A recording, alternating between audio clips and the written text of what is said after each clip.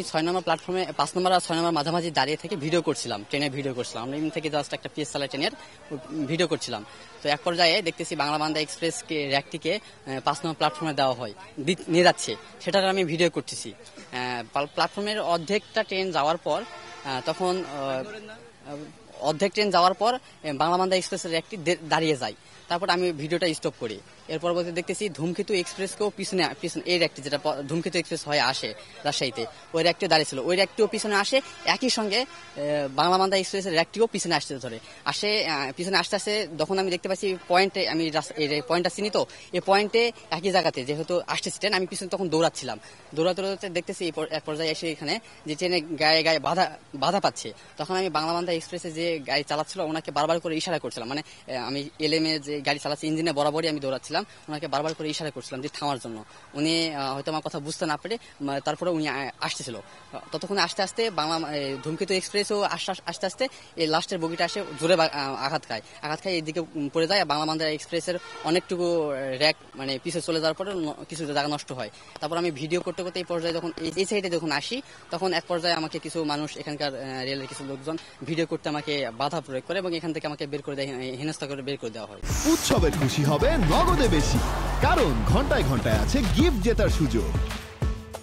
আমি যেটুকু one duty মাস্টারের কাছ থেকে জেনেছি, বাংলা বান্দা ট্রেনটি ওয়াসপিড থেকে 4 নম্বর লাইনে নেওয়া হচ্ছিল। আবার ধূমকেতু ট্রেনটি 6 নম্বর লাইন থেকে পদ্মার রেক হওয়ার জন্য ওয়াসপিডে যাচ্ছিল। সম্ভবত ড্রাইভার এবং আপনার পয়েন্টসম্যানের সাথে হয়তো ভুল বুঝাবুঝি যা হোক না কেন, না জেনেই হোক, সেক্ষেত্রে আপনার বাংলা বান্দা ট্রেনটি ক্লিয়ার না হওয়ার আগেই পদ্মা ট্রেনটি পুশব্যাকে যাচ্ছিলেন।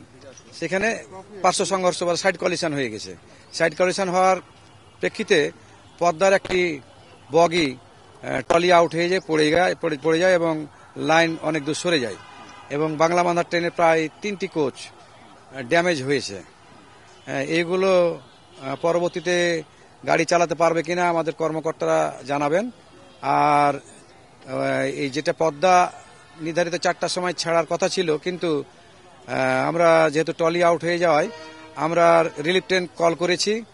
ঈশ্বরদী থেকে সম্ভবত ছেড়ে আসার কথা, সম্ভবত ছেড়ে দিয়েছে।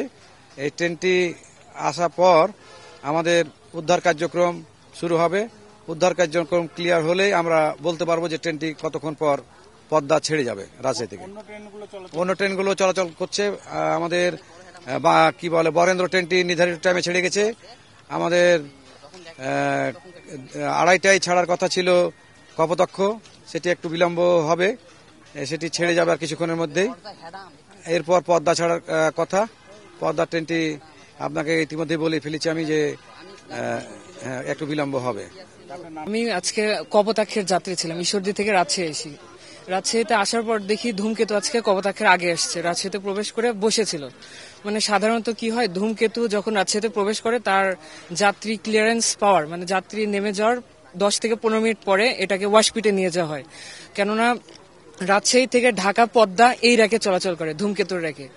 তো আজকে কিছুটা বিলম্ব আমি দেখতে পাই। তো আমরা ভিডিও করছিলাম, মানে বিভিন্ন ট্রেনে ভিডিও করছিলাম। তো আজকে ওই ধূমকেতুকে ওয়াশপিটে নিয়ে যেতে হলে ওয়াশপিট ক্লিয়ার করতে হবে, কিন্তু ওয়াশপিটে আজকে অনেক ট্রেনের অপডেট থাকার কারণে, মানে বিভিন্ন ট্রেনের অপডেট থাকার কারণে একটু ভিড় ছিল, জ্যাম ছিল।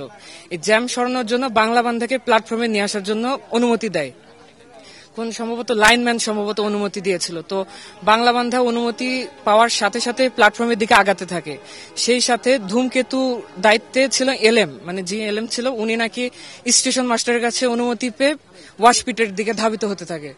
তো এক পর্যায়ে কি হয়, দুইটা যখন একসাথে হয়ে যায়, বাংলা বান্ধা অনেকটাই সামনের দিকে আগাতে পেরেছিল, মানে সামনের দিকে আগায়, কিন্তু ধূমকেতু লাস্টে ডিরেল হয়, মানে ধূমকেতুর সাথে সংঘর্ষ ঘটে।